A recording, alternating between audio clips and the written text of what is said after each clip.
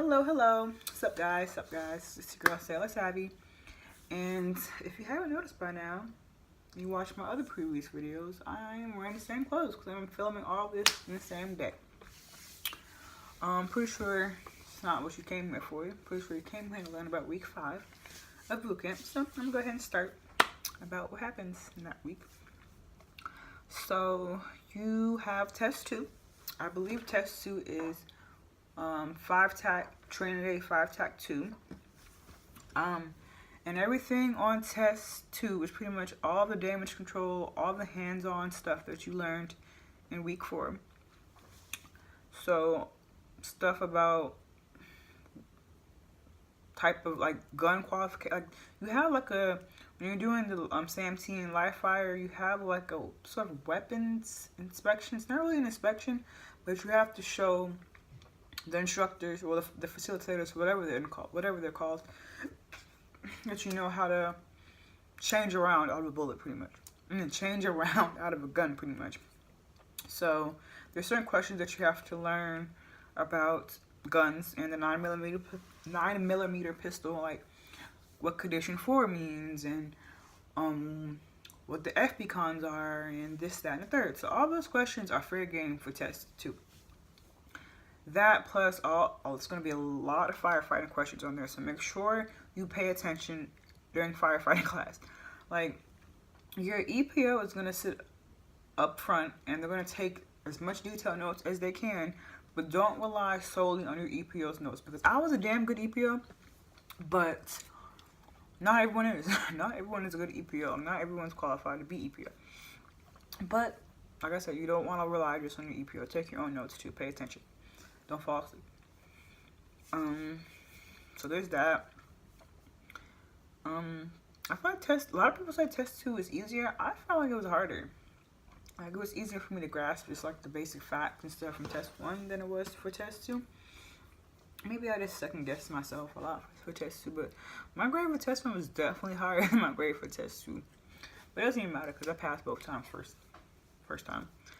And then after test 2, as an EPO, you pretty much don't really have shit else to do, but you still get to wear the pin because you already prepare your division as much as you could for the test, and you really have nothing else to do until battle stations, and you're just reviewing with everyone. So you have that, and then you have division pictures. And division pictures are pretty fun. You get in your dress uniform for that season, whether it's dress blues or dress whites, and you go to the picture studio, photography studio, whatever it is, and the photographer puts everyone in line however he wants them to be, and then your RDCs are in the front, and you have your division photo. And I probably could show you mine, but it's somewhere in the room and I have to find it, but I'll probably link it about here. Anyways, so there's that. And then you do your compartment pictures. So you have what they call a cruise book. Cruise book is pretty much a yearbook that you have when you go on deployment and you're on a ship. But they have something similar for boot camp too. So you have your cruise book, and you take your pictures in the compartment. A lot of people who have like prominent jobs, like male PO, gets like their own like stage photo. It's pretty funny. ROC head crew, laundry PO, laundry crew, they have photos. They get special recognition and highlights. So it's beneficial to have a job in boot camp. Like, why not? Why not do it? You get to do like photos, like your RDC sitting there, and everyone in the division just like all around them, just like doing random ass shit, and like it's pretty fun. Like, that's called the shipwrecked picture, where like everyone's like wilding out a little bit, and then you have like a serious one with your whole division, and everyone's looking wholesome and shit. And I lost my shipwrecked picture from my division, and it makes me sad. So if you get it, don't lose it. Also, when you're taking your divisional pictures, you choose which package you want to get, because you have you can have like, you know, the little 2x3 wallet size photos of your individual picture that you took the week before. You can send those to people. You can give them to people. You can get like a frame, a nice frame for your parents, grandparents, whoever you want to give it to. you just choose which package you want to do. So divisional pictures was a fun time, like getting those packages and looking to see what all they had, like challenge coins, and like you can get like a mug made, or like a canvas of your photo if you wanted to. So that was pretty cool. Week 5, you also have your NSU's inspection, so your Navy service uniform inspection, khaki top, black pants. I think week 2, you had your NDub inspection. I don't think I mentioned that in the week 2 video. So, fun fact, I had a crisis during every inspection that I had. So, for my NDub inspection, my belt buckle fell off.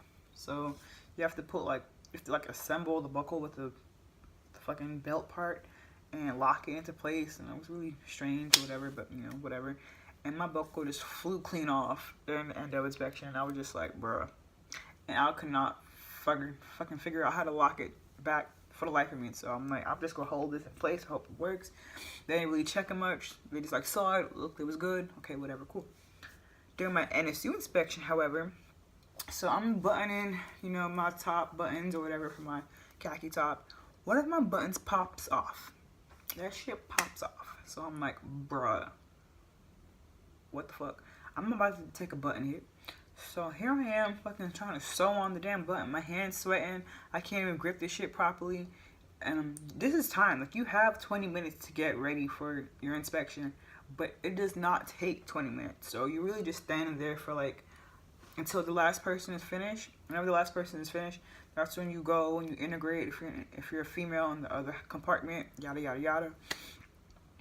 So normally whenever everyone's finished, you do that, but they had to wait for me. And you only have 20 minutes, like I said, and the RPOC calls out how much time you have. So I'm still sewing on the fucking button. I'm tripping. I'm big tripping. My heart's beating fast. I'm sweating. My hands are super sweaty. I can barely grip shit.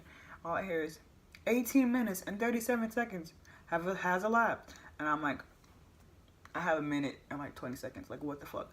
So I get that shit on in the bare nick of time. And then I go to the tow line. I'm at attention. And everyone's just like, what the fuck were you doing? Like, what took you so long? So we do our inspection. And I got a perfect score. I got a fucking perfect score on the inspection. But for whatever reason, when I got my hard card, it said I got a 3.0, which means I took 2 hits. And I did not. So I'm like, what the fuck? And then I told my RDC, and they were like, you passed, didn't you? Then what are you complaining about? And I'm just like, whatever. So I wrote down firefighting apps under week 5. I'm not sure what that means, because you did all of your firefighting shit the previous week. So I don't know. I can't think of why I wrote that, but if I do, I will probably do a follow-up video to explain quickly what that means and why I put that there. So that's it for week 5. Thanks for watching.